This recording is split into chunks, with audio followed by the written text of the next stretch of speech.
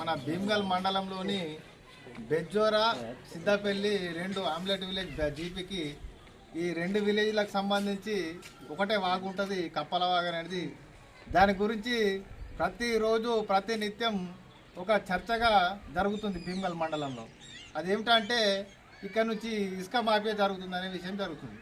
దానికోసము ముఖ్యంగా ఇక్కడ ఎంఆర్ఓ ఉన్నాడు, పోలీస్ అధికారులు ఉన్నారు, అందరు ఉన్నాగా కూడా ఇసుక మాఫియా అనేది ఎలా జరుగుతుంది? ఆఫీసర్ల కళ్ళు కప్పి అయితే జరగదు కదా. దానికోసం ముఖ్యంగా కొంతమంది మొట్టమొదటిగా ఇక్కడ ఇసుక గురించి మన ప్రస్తుతం ఉన్న ఎమ్మెల్యే గారు ప్రశాంత్ రెడ్డి దగ్గర గారికి అందరూ విలేజ్ నుంచి పోవడం జరిగింది. అక్కడ ఒక విషయం లేవనెత్తడం జరిగింది. మా విలేజ్కి సంబంధించి కొన్ని అనివార్య ఖర్చులు ఉంటాయి. ఊళ్ళో జాతర కావచ్చు, ఇంకా వేరే విధంగా కావచ్చు, వేరే వేరే ఖర్చులు ఉంటాయి.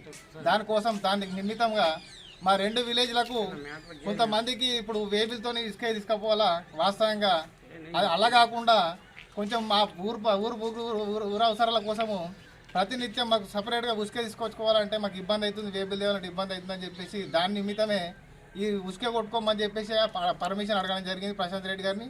దానికి సానుకూలంగా స్పందించారు. వారు ఏమన్నారంటే మీ విలేజ్కి ఎంత ఉసుక కొట్టుకోరని చెప్పారు. అదేవిధంగా అదే భాగంగా విలేజ్ నుంచి డైలీ ఉసుకే మాకు అవసరం ఉన్న వాళ్ళకు, కొత్త ఇల్లు కట్టేటోళ్ళు కావచ్చు, పాత ఇళ్ళ వరకు కావచ్చు, అన్నిటికీ ఇసుక తెచ్చుకున్నాం.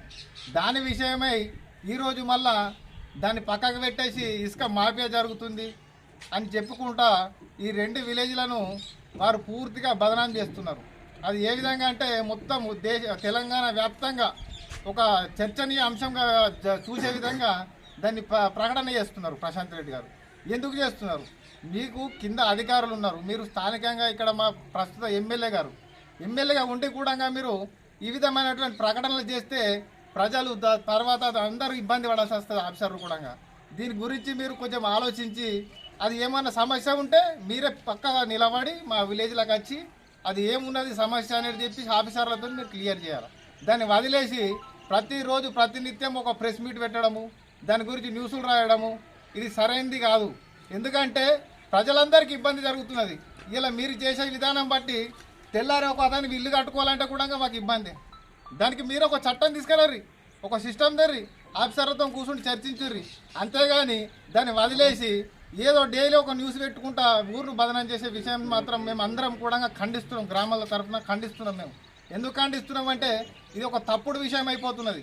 తప్పుడు విషయం ఏంటంటే మొత్తం ఇసుక మాఫియా ఏదో జరుగుతుంది అంటే ఏం జరుగుతున్నది? మీరు స్థానికంగా ఎమ్మెల్యే గారు, మీరు ఎమ్మెల్యే ఉండి కూడా మీరే కుంభకోణం జరుగుతుంది, మాఫియా జరుగుతుందని అంటే మిగిలిన ప్రజలు ఏమనుకోవాలి దీని విషయంలో? కాబట్టి మేము ప్రతి ఒక్కరం దీని మీద ఇసుక మీద మీరు ఏ విషయం మాట్లాడినా, విలేజ్ గురించి మాట్లాడినా కానీ ఖచ్చితంగా ఖండిస్తున్నాం. మీరు దీని మీద తప్పుడు ప్రచారం అసలు చేయకూడదని చెప్పేసి మేము తెలియజేస్తున్నాం. బెజ్జోరా గ్రామం జిల్లాలోనే కాకుండా తెలంగాణ రాష్ట్ర వ్యాప్తంగా కూడా మారుమ్రోగిపోతుంది. కానీ బెజ్జోరా గ్రామంలో ఉన్న సమస్యల గురించి ఏ నాయకులు కానీ ఏ కార్యకర్తలు కానీ పట్టించుకోవడం లేదు. వాస్తవ పరిస్థితులు బెజ్జోరా గ్రామం యొక్క ఈ ఇసుక విషయం లోపల బెజ్జోరా గ్రామం నుండి మొత్తం దాదాపు ఒక 4 కిలోమీటర్ల దూరం ఇసుకే భీమ్గల్ వాగులనే కలుస్తుంది. భీమ్గల్ శివారు ఒక హాఫ్ ఎకర్ కూడా, హాఫ్ కిలోమీటర్ కూడా లేదు భీమ్గల్ సరౌండింగ్లో. కానీ బెజ్జోరా ఇసుకనంతా గత 10 సంవత్సరాల నుంచి ఏ రకంగా నాయకులు తీసుకొని లబ్ధి పొందిర్రో దాదాపు జిల్లా వ్యాప్తంగా ప్రజలందరికీ తెలుసు. కానీ ఈరోజు బెజ్జోరా గ్రామస్తులు అందరు కలిపి అయ్యో మా బెజ్జోరా ఇసుక అక్కడికి పోయిన తర్వాత అక్కడ వేరే వాళ్ళు అమ్ముకుంటుర్రు, మరి ఇదే ఇసుక మా గ్రామానికి వస్తే ఇంటింటికి మొన్న ఒక 2 యువకులు కలిపి గ్రామానికి ఏదో డొనేషన్ రూపంగా 14 లక్షలు ఇస్తే ఇంటింటికి ఒక 2,000 చిల్లర వచ్చినాయి. ఈరోజు బెజ్జోరా జాతర జరగబోతుంది వచ్చే నెలలో. కనీసంగా ఒక 5 లక్షలు కూడా గ్రామం లోపల లేదు. దాదాపు 20 లక్షల రూపాయల జాతర ఖర్చు అవుతుంది. దయచేసి నాయకుల్లారు ఆలోచించండి. గ్రామానికి మేలు జరిగే అవకాశం ఉంది.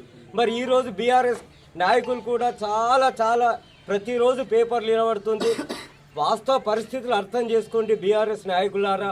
దాదాపు మండల్లో బీఆర్ఎస్కు మన ప్రశాంత్ రెడ్డి గారికి అత్యధిక మెజార్టీ ఇచ్చిన గ్రామం మాదే. మరి ఈరోజు గ్రామానికి మేలు జరుగుతుంటే మీరందరు ఈ రకంగా ప్రెస్ మీట్లు ఇస్తుంటే రేపు ఈ గ్రామంలో ఉన్న వాళ్ళందరూ చాలా బాధపడుతున్నారు. దయచేసి ఈ విషయం మీద మేము కోరుకుంటున్నాం. ఎప్పుడైతే గ్రామానికి లబ్ధి చేకూరుతుందో ఆ రకంగా ఉన్నప్పుడు ప్రతి ఒక్క నాయకుడు కూడా సమర్థించండి దయచేసి. ఇది గ్రామానికి సంబంధించిన విషయం. ఇక్కడికి వెళ్ళి పోయిన తర్వాత ఒక 1/2 కిలోమీటర్లో ఈ 4 కిలోమీటర్లు ఇసుకపోయి పెట్టగానే అది భీమ్గల్ కూడా డెవలప్ అవుడు కాదు. ఒక 4-5 నాయకులకు మాత్రం జేబులు నింపుకుంటారు. 10 ఏళ్ళ నుంచి నింపుకున్నారు. ఇప్పుడు అవి సరిపోలేవు కావచ్చు, ఇంకా నింపుకోవడానికి ప్రయత్నిస్తారు. కానీ దాని ఒక్కదాని ద్వారా ఈరోజు గ్రామం నష్టపోతుంది.